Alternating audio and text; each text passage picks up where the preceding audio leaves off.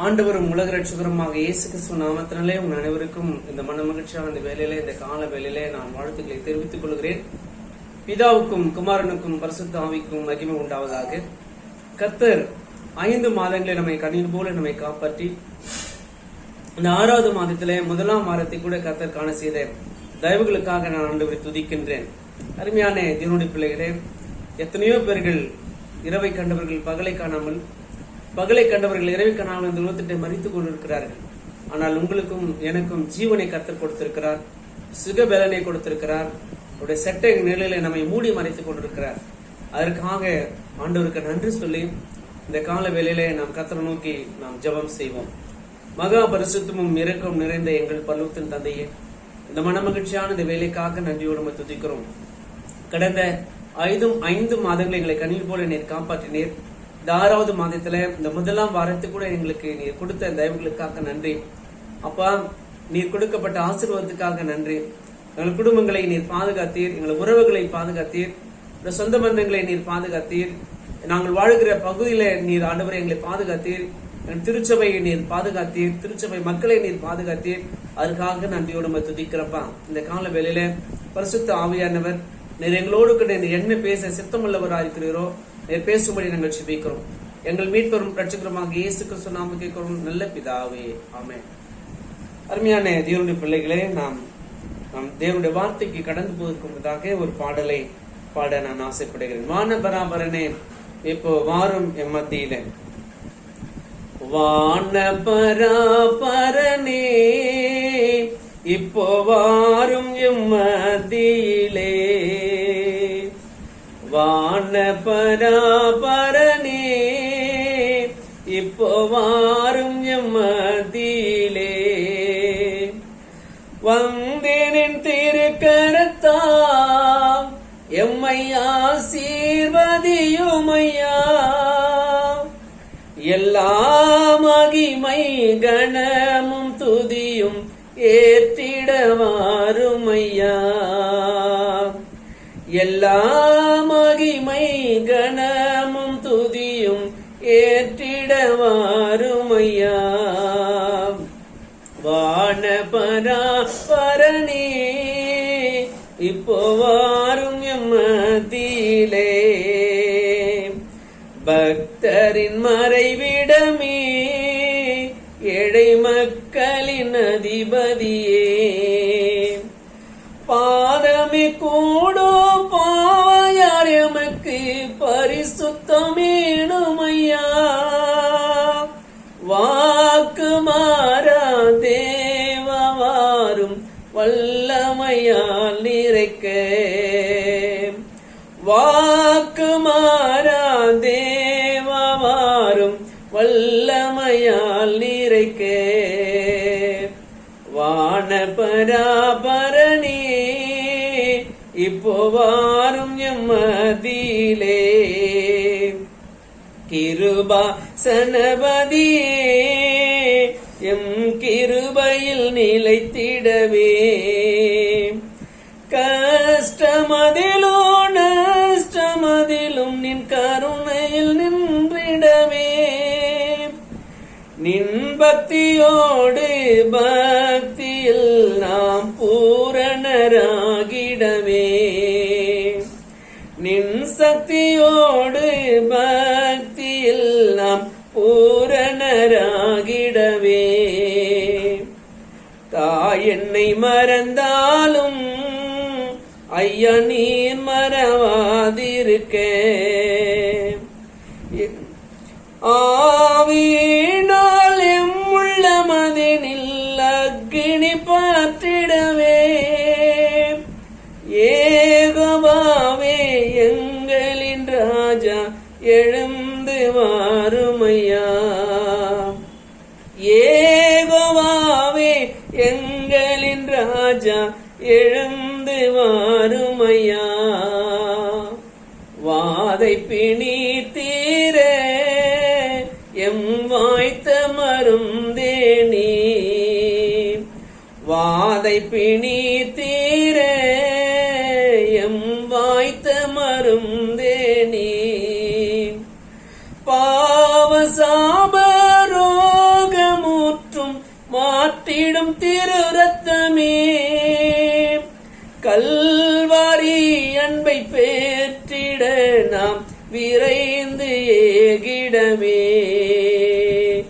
கல்வாரி அண்டை பேற்றிட நாம் விரைந்து ஏகிடவே.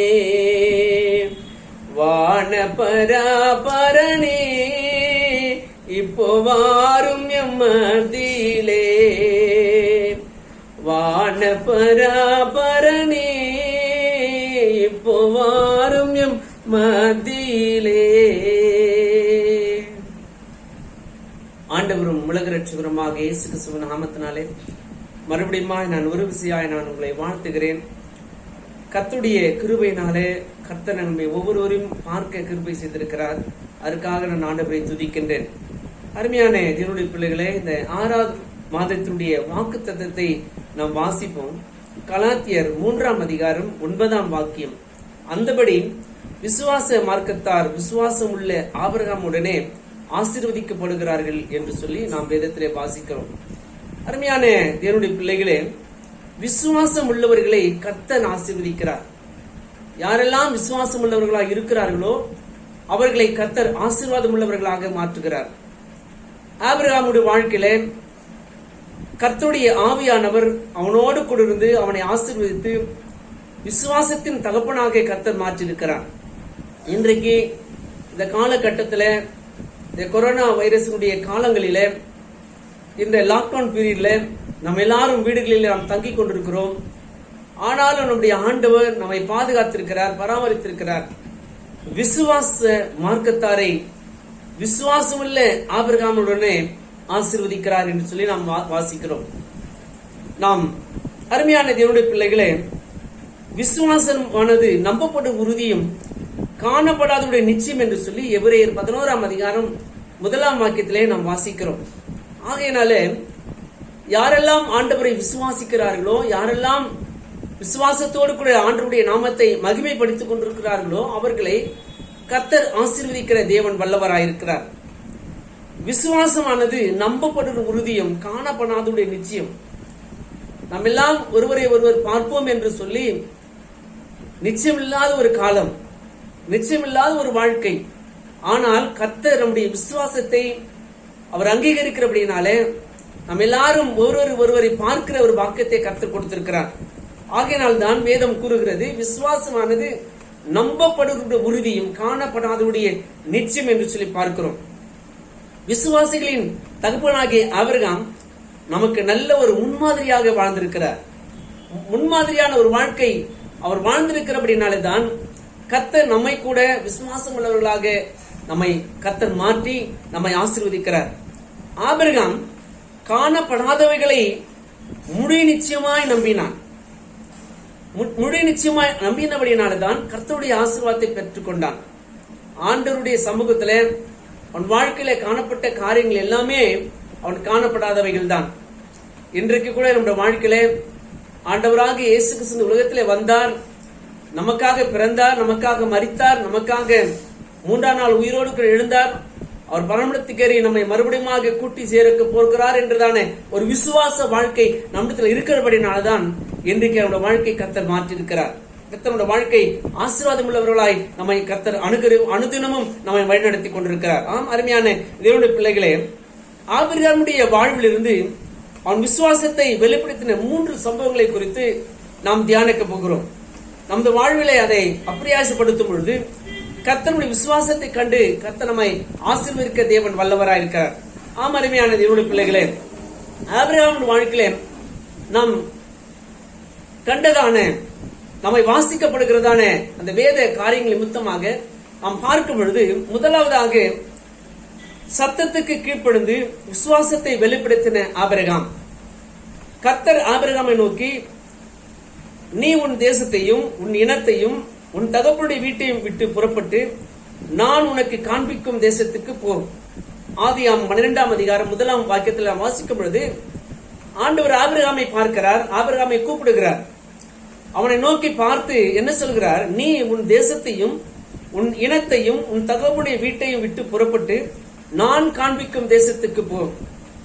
ஆண்டவர் சொல்லுகிற காரியம், நான் காண்பிக்கும் தேசம், அது எங்கே இருக்கிறது, எந்த இடத்தில் இருக்கிறது, அது எப்படி இருக்கும், அது என்ன சூழ்நிலை இருக்கும் என்று சொல்லி அவன் அறியாதபடிக்கு அவன் அருமையான தேவனுடைய பிள்ளைகளை ஆண்டவருடைய சத்தத்துக்கு அவன் கீழ்ப்படிந்தான் என்று சொல்லி வேதம் கூறுகிறது. ஆண்டவருடைய சத்தத்துக்கு கீழ்ப்படியணும். ஆண்டவருடைய சத்தம் வேதத்தின் மூலமாக நமக்கு கொடுக்கும். சில நேரங்களிலே மற்றவர்களோடு பேசும்போது அவர்கள் மூலமாக நம்மோடு கூட பேசும். அருமையான தேவனுடைய பிள்ளைகளே, சில நேரங்களிலே நாம் அப்படிப்பட்ட அந்த வார்த்தைகளுக்கெல்லாம் கீழ்ப்படியாமல் போகிறபடினாலே தான் நம்முடைய வாழ்க்கையில அநேக உபத்திரங்களையும் பலவீனங்களையும் இன்றைக்கு நாம் அனுபவித்துக் கொண்டிருக்கிறோம். அருமையான தேவனுடைய பிள்ளைகளை, இங்கே சொல்லப்படுகிற காரியம் என்னவென்று சொன்னால், காணக்கூடாதவைகளை கர்த்தர் சொன்ன அந்த வார்த்தை நிமித்தமாக ஆபிரகாம் விசுவாசித்தான் என்று சொல்லி வேதம் கூறுகிறது.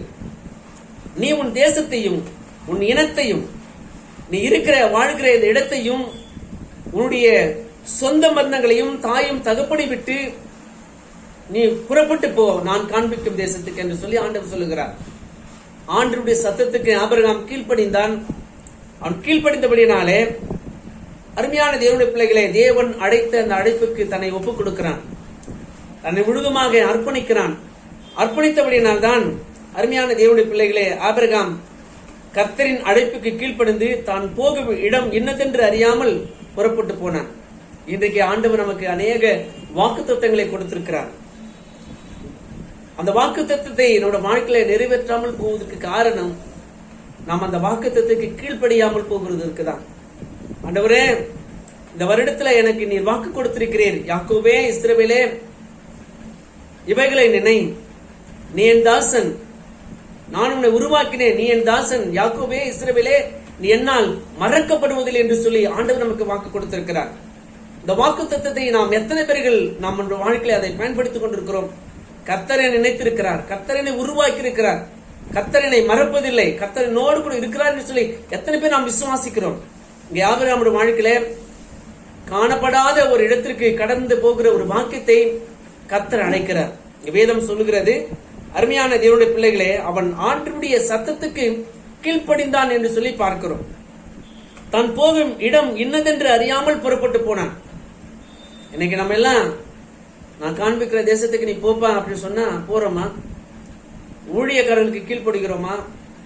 பேராயர்களுக்கு நாம் கீழ்ப்படுகிறோமா? நம்முடைய அதிகாரிகளுக்கு நாம் கீழ்ப்படுகிறோமா? நாம் செய்கிற வேலை ஸ்தலங்கள் இருக்கிறதானே அதிகாரிகளுக்கு நாம் கீழ்ப்படுகிறோமா? நம்ம செய்யறதுதான் சட்டம், நம்ம செய்யறதுதான் கரெக்ட் அப்படின்னு நினைச்சிருக்கிறோம். ஆனால் அருமையான தேவனுடைய பிள்ளைகளே, நம்ம எல்லாருக்கும் ஆண்டவர் சொல்லுகிற காரியம், நீ ஆண்டவருடைய வார்த்தையை கைக்கொள்வாயானால் ஆண்டவர் உனக்கு தேவனுடைய பார்வையிலும் மனுஷனுடைய தயவிலும் ஆண்டவர் உனக்கு ஆசீர்வாதத்தை கொடுக்கிறார் என்று சொல்லி நாம் வேதத்திலே வாசிக்கிறோம். ஆகினாலே இங்கே அருமையான தேவனுடைய பிள்ளைகளே, எபிரேயர் 11ஆம் அதிகாரம் 8ஆம் வசனத்தில் நாம் வாசிக்கும் பொழுது, தான் சொல்ல வேண்டிய இடமும் தெரியாது, ஆனால் ஆபிரகாம் புறப்பட்டு சென்றான், காரணம் அவன் கர்த்தரை விசுவாசித்தான். விசுவாசிக்கிற ஒரு ஆபிரகாம் தன் வாழ்க்கையை அவன் கற்றுக்கொண்டபடியான கர்த்தர் என்னை இந்த இடத்திலிருந்து புறப்பட சொன்னார், என்னை அழைத்தவர் என்னை நடத்துவார் என்று கர்த்தருடைய வார்த்தை நம்பி அவன் கீழ்ப்படிந்தான். கர்த்தர் ஆபிரகாமின் கீழ்ப்படுதலை கனப்படுத்தினார். ஒரு மனிதன் ஆண்டவருடைய வார்த்தைக்கு அவன் கீழ்ப்படியும் போது அவனை கர்த்தர் கனப்படுத்துகிறார். வெட்கப்பட்டு போகாதபடிக்கு அவருடைய முகத்தை கர்த்தர் பிரகாசிக்க பண்ணவராயிருக்கிறார். அவர்கள் அவர் நோக்கி பார்த்து பிரகாசம் அடைந்தார்கள், முகங்கள் வெட்கப்பட்டு போவதில்லை. இன்றைக்கு அருமையான தேவனுடைய பிள்ளைகளே, கர்த்தருடைய வார்த்தைக்கு நாம் கீழ்ப்படும் பொழுது கர்த்தர் நம்மை ஆசீர்வதிக்கிற தேவன் வல்லவராக இருக்கிறார். நீங்க வேதத்துல நாம் வாசிக்கும் பொழுது ஆண்டவர் ஆபிரகாமுடைய கீழ்ப்படுதலை கனப்படுத்தினார் என்று சொல்லி பார்க்கிறோம். அது மாத்திரமல்ல, கானான் தேசத்தை சுதந்திரிக்க கர்த்தர் ஆபிரகாமை தெரிந்து கொண்டார். ஆபிரகாம் கீழ்ப்படுதல் மூலமாக தன் விசுவாசத்தை வெளிப்படுத்தினார் என்று சொல்லி பார்க்கிறோம். இன்றைக்கு ஆண்டவர் அவனை கனப்படுத்தினார், காரணம் அவன் விசுவாசத்தை வெளிப்படுத்தினான். இன்றைக்கு எத்தனை பேர்கள் சத்தத்துக்கு கீழ்ப்படிந்து விசுவாசத்தை நாம் வெளிப்படுத்துகிறோம்? ஆண்டவருடைய வார்த்தைக்கு நாம் கீழ்ப்படுது எத்தனை பேர்கள் நம் விசுவாசத்தை நாம் வெளிப்படுத்திக் கொண்டிருக்கிறோம் என்பதை யோசித்து பாருங்கள். அருமையான தேவனுடைய பிள்ளைகளே, கிறிஸ்துவுக்கு பிரியமானவர்களே, கர்த்தருடைய வார்த்தை இன்றும் ஜீவனுள்ளதாக இருக்கிறது. கர்த்தர் தமது பரிசுத்த வேத வசனங்களை மூலமாக நம்மோடு கூட அவர் இடைபடுகிறார். நாம் கர்த்தரின் சத்தத்துக்கு செவி கொடுத்து கர்த்தரின் வார்த்தைக்கு கீழ்ப்படிந்து நமது விசுவாசத்தை வெளிப்படுத்தும் போது ஆபிரகாமை ஆசீர்வதித்த தேவன் நம்மையும் ஆசீர்வதிக்க தேவன் வல்லவராயிருக்கிறார். இந்த கால வேளையில அந்தபடி விசுவாச மார்க்கத்தார் விசுவாசம் உள்ள ஆபிரகாமனுடனே ஆசீர்வதிக்கப்படுகிறார்கள் என்று சொல்லி நாம் பார்க்கிறோம். ஆபிரகாமை நாம் விசுவாசித்து தகப்பன் என்று தான் சொல்லிக் கொண்டிருக்கிறோமே தவிர நம்முடைய வாழ்க்கையில் அதை நாம் வெளிப்படுத்துவதே கிடையாது. விசுவாச வாழ்க்கை நம்மிடத்திலே காணப்படுவதே இல்லை.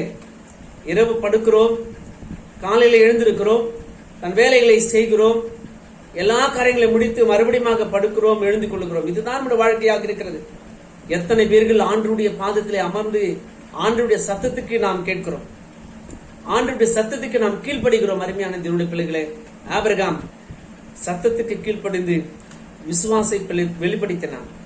இன்றைக்கு நம்முடைய வாழ்க்கையில அனுதினமும் ஆண்டவர் கொடுக்கப்பட்ட நேரங்கள் ஏராளம். இந்த காலத்தை பிரயோஜனப்படுத்திக் கொள்ளுங்கள்.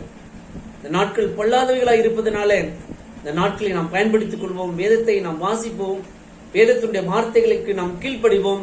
கர்த்தர் நம்முடைய வாழ்க்கை கர்த்தர் ஆசீர்வாதமாய் மாற்றுவாராக. முதலாவதாக ஆபிரகாம் சத்தத்துக்கு கீழ்ப்படிந்து விசுவாசத்தை வெளிப்படுத்தின ஒரு மனிதனாக காணப்பட்டான். இரண்டாவதாக அருமையான தேவனுடைய பிள்ளைகளே, ஆபிரகாம் சந்தேகப்படாமல் விசுவாசத்தை வெளிப்படுத்தினான். சந்தேகம் என்பதே கிடையாது. நாம் வேதத்தை வாசித்துக் கொண்டிருக்கும் பொழுதே நல்ல வார்த்தை நாம் ஏற்றுக்கொள்கிறோம், கடினமாய் சொல்லப்படுகிற அந்த வார்த்தையை நாம் தள்ளிவிடுகிறோம். காரணம், இது எனக்கு கிடையாது, அது மற்றவர்களுக்கு. ஏன்னா நான் பரிசுத்தமா இருக்கிறேன், நான் நல்லவனாக இருக்கிறேன் என்று சொல்லி நம்முடைய வாழ்க்கையில நம்மை நாமே நினைத்துக் கொண்டிருக்கிறோம். ஆனா வேதம் கூறுகிறது, எல்லாரும் பாவம் செய்து தேவ மகிமை அற்றவர்களாகி. உலகத்துல ஒரு மனுஷனும் நல்லவன் கிடையாது. நல்லவர்களாக நாம் பிரயாசப்பட்டு கொண்டிருக்கிறோம், நல்லவர்களாக வாழ நாம் கற்றுக்கொள்கிறோம். ஆகையினால்தான் அருமையான தேவனுடைய பிள்ளைகளே, சந்தேகப்படாமல் விசுவாசத்தை வெளிப்படுத்தினான் ஆபிரகாம். இன்றைக்கு வாழ்க்கையில ஆண்டவருடைய வார்த்தையை நாம் படிக்கும் பொழுது, ஆண்டவருடைய வார்த்தையை நாம் தியானிக்கும் பொழுது கர்த்தர் நம்முடைய வாழ்க்கையை அவர் ஆசீர்வாதமாய் மாற்றுகிறார். விசுவாசத்தோடு கூட அதை நாம் ஏற்றுக்கொள்ளப்பட வேண்டும். கர்த்தர் ஆபிரகாமிடம், நீ வானத்தை அண்ணாந்து பார், நட்சத்திரங்களை என்ன உன்னாலே கூடுமானால் என்ன என்று சொல்லி உன் சந்ததி இவ்வண்ணமாக இருக்கும் என்றார். ஆம் அருமையான தேவனுடைய பிள்ளைகள், ஆதியாகமம் 12ஆம் அதிகாரம் 1ஆம் வாக்கியத்தில் ஆண்டவர் அவனுக்கு வாக்கு கொடுக்கும்போது அவன் ஆண்டவரிடத்தில் அவர் பேசுகிறார். எப்படி அவன் ஆண்டவருடைய சத்தத்துக்கு கீழ்ப்படிந்தது மாத்திரமல்ல, சந்தேகப்படாமல் விசுவாசத்தை ஆண்டவரை நோக்கி பார்க்கிறான். அப்பதான் ஆண்டவர் சொல்றாரு, நட்சத்திரங்களை பார்ப்பா, அது என்ன கூடுமானால் என்ன, இவ்விதமாகத்தான் உன் சந்ததியை நான் மாற்றப் போகிறேன் என்று சொல்லி கர்த்தர் ஆபிரகாமுக்கு 75வது வயதிலே ஆண்டவர் அவனுக்கு வாக்கு கொடுக்கிறார். ஆனால் அவன் ஒரு நாளும் சந்தேகப்படவே இல்லை. கர்த்தர் கண்டிப்பாக என் வாழ்க்கையில ஒரு ஆசீர்வாதத்தை கொடுப்பார் என்று சொல்லி அவன் காத்திருக்கிறான். 75வது வயதிலே அவனுக்கு வாக்கு கொடுத்தவர் கிட்டத்தட்ட அந்த வாக்கு தத்தத்தை 100வது வயதிலே தான் ஆண்டவர் அவனுக்கு அதை வெளிப்படுத்துகிறார். 25 ஆண்டுகள் ஆண்டவருடைய சமூகத்திலே அவன் காத்திருக்கிறான். ஒரு வார்த்தையும் ஆண்டவரத்தில் அவிசுவாசத்தோடு கூட கேட்கவே இல்லை, சந்தேகப்படவே இல்லை. இந்த ஆண்டவர் செய்ய மாட்டார் என்று தான் ஒரு எண்ணம் அவனுக்குள்ள வரவே இல்லை. கர்த்தரை விசுவாசித்தான், கர்த்தரை மாத்திரம் அவன் விசுவாசித்தான், மனுஷனை அல்ல. நாசிலே சுவாசம் இல்ல மனுஷனை நம்புவதை பார்க்கலும் கர்த்தர் மேல் பற்றுதலா இருப்பதே நலம் என்று வேதம் கூறுகிறது. அதனாலே கர்த்தரை மட்டும் விசுவாசிங்கள். அவன் 25 ஆண்டுகள் அவன் காத்திருந்ததுக்கான ஆசீர்வாதத்தை கர்த்தர் கொடுத்தார். ஆபிரகாம் பிள்ளையற்ற போதிலும் வயது சென்ற ஒரு சூழ்நிலை இருந்தாலும் கர்த்தரை விசுவாசித்தான். ஆபிரகாம் ஏறக்குறைய 100 வயதுள்ளவனாக இருக்கும்போதுதான் தன் சரீரம் செத்து போனதையும் சாராளுடைய கர்ப்பம் செத்து போனதையும் அவன் எண்ணாதிருந்தான். எனக்கு 100 வயதாக போகிறதே, என் சரீரம் செத்து போயிருக்கிறது என்று சொல்லி அவன் ஒரு நாள் கூட நினைச்சதே இல்லை. சாராளுடைய கர்ப்பம் அடைக்கப்பட்டது என்று சொல்லி ஒரு நாள் கூட அவன் நினைச்சதே இல்லை. அவருடைய பிள்ளை பேரு நின்று போனது என்று சொல்லி பார்க்கிறோம், அதை கூட ஒரு நாள் நினைச்சதே இல்லை. ஆனால் தேவனுடைய வாக்குத்தத்தத்தை குறித்து அவன் அனுதினமும் அவிசுவாசம் இல்லாமல் சந்தேகப்படாமல் தேவனுடைய வாக்கு தத்தத்தை வாக்கு பண்ணதை அவன் ஒவ்வொரு நாளும் ஆண்டவர் நிறைவேற்ற வல்லவராயிருக்கிறார் என்று சொல்லி அவன் முழு நிச்சயமாய் கர்த்தரை மகிமைப்படுத்தி விசுவாசித்தான் என்று வேதம் கூறுகிறது. அருமையான தேவனுடைய பிள்ளைகளே, ரோமர் 4ஆம் அதிகாரம் 19-21 வசனத்தில் வாசிக்கும் பொழுது அவன் ஆண்டவரை சந்தேகப்படாமல் ஆண்டவருடைய நாமத்தை அவன் மகிமைப்படுத்தினான் சொல்லி பார்க்கிறோம். சூழ்நிலைகளை சாதகமாக மாற்றுகிற தேவன், சூழ்நிலைகளை சாதகமாக இல்லாத போதும் வாக்குத்தத்தம் பண்ணினவர் நிறைவேற்றுவார் என்று சந்தேகப்படாமல் ஆண்டவரை விசுவாசித்தார் என்று சொல்லி நாம் பார்க்கிறோம். கிறிஸ்துவுக்குள் பிரியமானவர்களே, இன்று கர்த்தருடைய வல்லமை குறைந்து போகவில்லை. சூழ்நிலை கண்டு நீங்கள் பயப்படாதீர்கள். அதை குறித்து ஒரு நாளும் நீங்கள் சந்தேகப்படாமல் ஆண்டவருடைய வாழ்க்கையில எல்லாவற்றிலும் அவரை நம்பி அவரை பற்றி கொண்டு அவருடைய நாமத்தை நீர் மகிமைப்படுத்துவதாக இருப்பாயானால் ஆபிரகாமை ஆசீர்வதித்த தேவன் உங்களையும் ஆசீர்வதிப்பார். எல்லா கதவுகளும் அடைக்கப்பட்டது. உதவி செய்கிறேன் என்று சொன்னவர்கள் எல்லாம் உதறி தள்ளினார்கள். ஒருவரும் உதவி செய்வார், ஒருவரும் இல்லை. ஆனால் என் தேவனாக கர்த்தரை நீர் விசுவாசி, அப்பொழுது நீங்களும் உங்கள் வீட்டாரும் ரட்சிப்பின் பாதையிலே மாத்திரமல்ல, நீங்கள் எல்லா ஆசீர்வாதத்தினாலே கிருபையினாலே கர்த்தர் உங்கள் வீடுகளை கர்த்தர் மூடுவார். அவருடைய மகிமை, ஷெகினா மகிமை உன்னையும் உங்களுடைய குடும்பத்தாரையும் உங்களுடைய பிள்ளைகளையும் உங்களுடைய உறவுகளையும் கர்த்தர் மூடும். விசுவாசிங்கள். சந்தேகப்படாமல் ஆபிரகாம் ஆண்டவரை விசுவாசித்தான். முதலாவதாக சத்தத்துக்கு கீழ்ப்படிந்து ஆண்டவருடைய வார்த்தையை விசுவாசித்த ஆபிரகாமை போல சந்தேகப்படாமல் தன் விசுவாசத்தை வெளிப்படுத்தின ஆபிரகாமை போல வாழ்க்கை இருக்குமானால் கர்த்தர் இந்த மாதத்துல ஒரு அநேக ஆசீர்வாதங்களை கர்த்தர் கொடுக்க தேவன் வல்லவராக இருக்கிறார். மூன்றாவதாக சோதனையின் மத்தியில் விசுவாசத்தை வெளிப்படுத்தின ஆபிரகாம். சோதனை ஆண்டவர் சொல்றார், ஆபிரகாம் 22ஆம் அதிகாரம் 2ஆம் வாக்கியத்திலே, உன் புத்திரனும் உன் ஏகசுதனும் நேசகுமாரனும் ஆகிய ஈசாக்கை நீர் இப்போது அழைத்துக் கொண்டு போய் அங்கே நான் உனக்கு குறிக்கும் மலையிலே ஒன்றின் மேல் அவனை தகன பலியாகிடு என்று சொல்லி ஆண்டவர் சொல்றார். 100வது வயதிலே வாக்குத்தத்தத்தை நிறைவேற்றினவர், நான் உன்னுடைய சன்னதியை உயர்த்துவேன் உருவாக்குவேன் என்று சொன்னவர் கர்த்தர் நல்ல ஒரு அருமையான ஒரு குமாரனை கர்த்தர் கொடுத்திருக்கிறார்.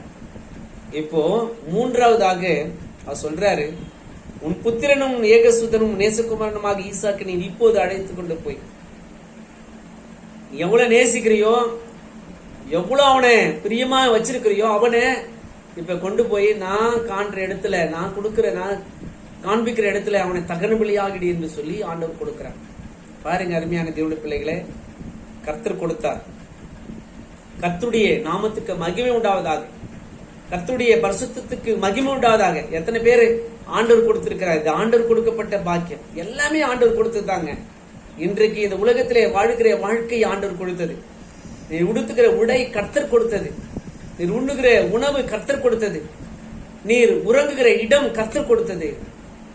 நீர் வைத்திருக்கிற வாகனங்களும் செல்வங்களும் பொக்கிஷங்களும் ஆசீர்வாதங்களும் ஐஸ்வர்யங்களும் கர்த்தர் கொடுத்தது. ஆகையினாலே அருமையான தேவனுடைய பிள்ளைகளே, இன்றைக்கு ஆண்டவர் கொடுக்கப்பட்ட அந்த ஆசீர்வாதத்துக்காக நாம் காத்துக் கொண்டிருப்போம். மூன்றாவதாக சோதனையின் மத்தியில் விசுவாசத்தை வெளிப்படுத்தின ஆபிரகாம். ஆண்டவர் எத்தனையோ சோதனைகள் இருந்திருக்கிறது, எத்தனையோ சூழ்நிலைகள் இருந்தது. ஆனா ஆண்டவர் சொல்ற ஒரே ஒரு வார்த்தை, உன் பிள்ளையை கொண்டு போயிட்டு அவனை தகன பலி செலுத்து என்று சொல்லுகிறார். ஆபிரகாம் தேவனுக்கு பயந்து தன்னுடைய குமாரனை அவன் ஆண்டவருக்கென்று ஒப்புக் கொடுத்தான்.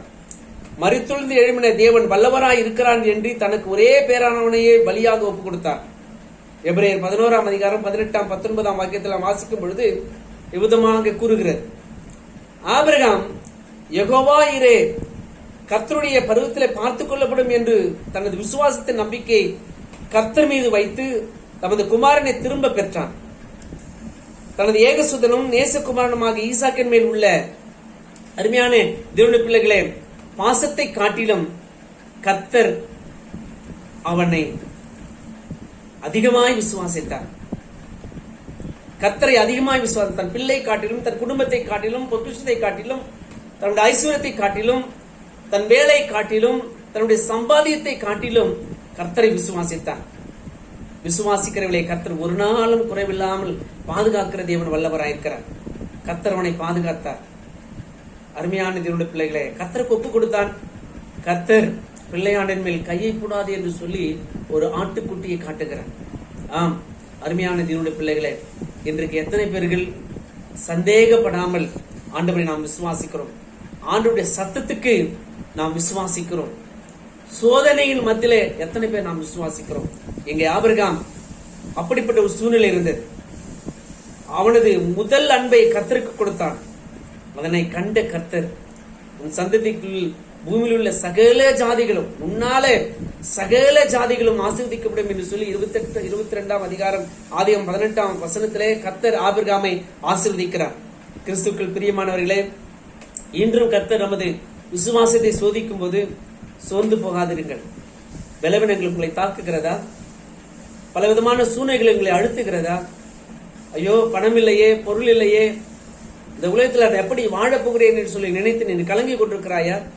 பயப்படாதிருங்கள், சோர்ந்து போகாதிருங்கள். மாறாக நம்மை புடமிடுவதற்கே சோதனை காலத்திலும் கர்த்தர் மீது அன்பு செலுத்தி நமது விசுவாசத்தை வெளிப்படுத்தும் போது ஆபிரகாமை ஆசீர்வதித்த தேவன் நம்மையும் ஆசீர்வதிக்க தேவன் வல்லவராய் இருக்கிறார். ஒன்றுமில்லாத நேரத்தில் தான் உருவாக்குகிற தேவன்.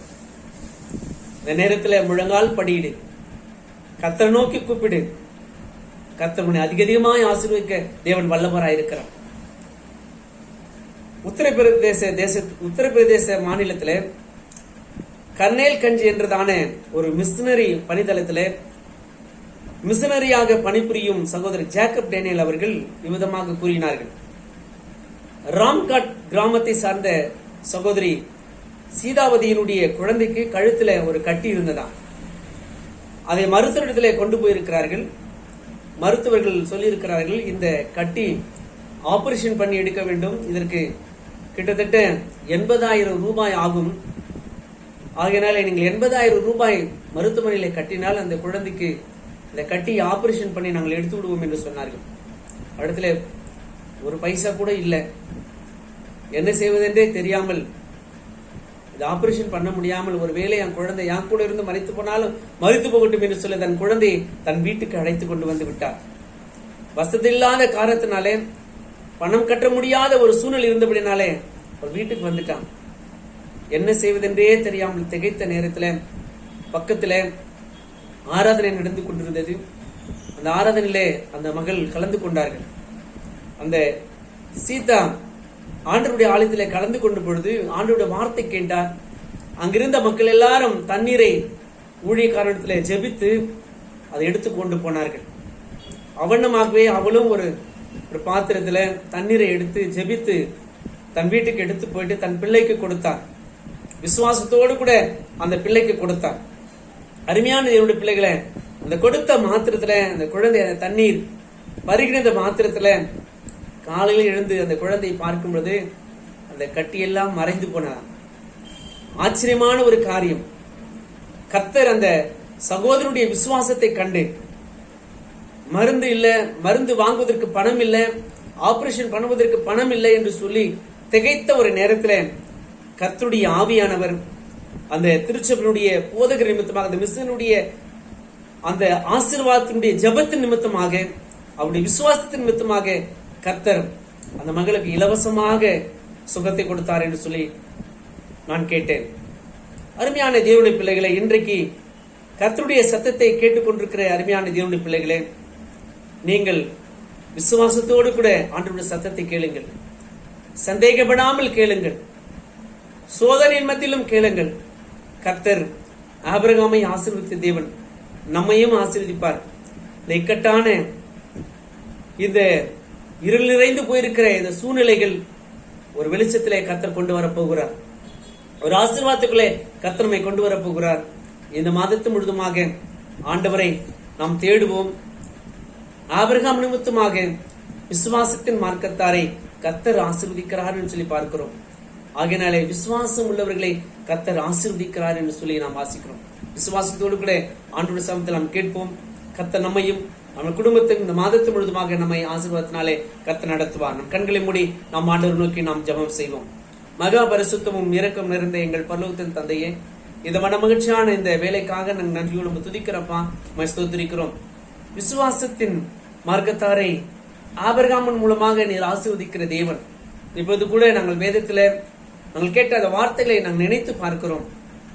அவன் ஆண்டவரே விசுவாசத்துல அவன் கீழ்ப்படிந்தவனாய் இருந்தான். சந்தேகப்படாமல் விசுவாசித்தான். சோதனை மத்தியிலும் கூட அவன் விசுவாசித்தான். இன்றைக்கு வாழ்க்கை இந்த மாதத்தின் முழுதுமாக நாங்கள் உண்மை மாத்திரம் விசுவாசிக்கிற பிள்ளைகளாய் மாற எங்களுக்கு கிருபை செய்ய நாங்கள் செபிக்கிறோம். மருத்துவர்களையோ மருந்துக்களையோ நாங்கள் நம்பாதபடிக்கு நாங்கள் உண்மை நம்புகிறோம்ப்பா. எந்த கொரோனா வைரஸ் எங்களை தாக்காதபடிக்கு, எங்களை தொடாதபடிக்கு ஆண்டவரே, நீர் உங்களுடைய ரத்த கோட்டைகளை எங்களை மூடி மறைத்துக் கொண்டிருக்கிறீர்.